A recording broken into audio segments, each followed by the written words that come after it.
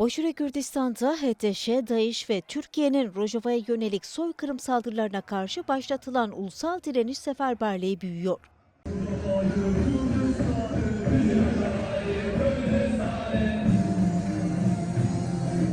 Süleymani'de on binler yine alanlardaydı.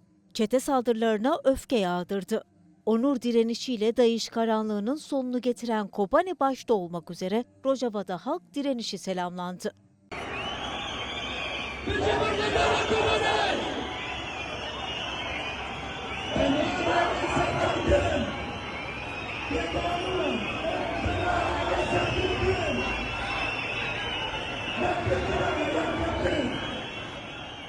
Gençler ve kadınların öncülük ettiği yürüyüş saatlerce sürdü.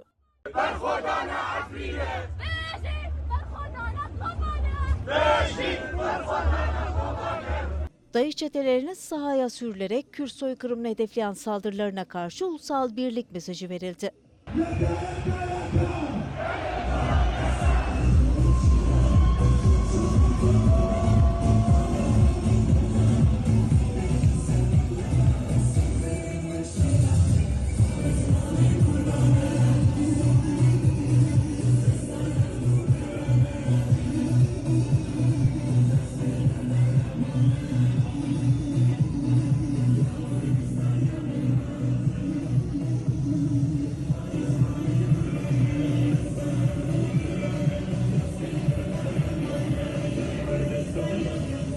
Süleymani'de alanları dolduran on binler, Rojava halkının yanında olacaklarının ve soykırıma karşı topyekün direnişte olacağını haykırdı.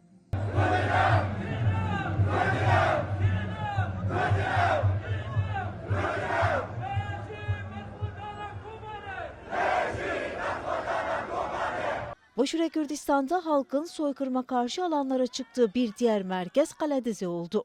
Kent merkezinde büyük bir yürüyüş düzenleyen Kaladize halkı, dört parça Kürdistan'ın saldırılara karşı ulusal direniş seferberliğinde olduğuna dikkat çekti. Topyekün saldırılara ise Rojava diz çökmez diyerek yanıt verdi.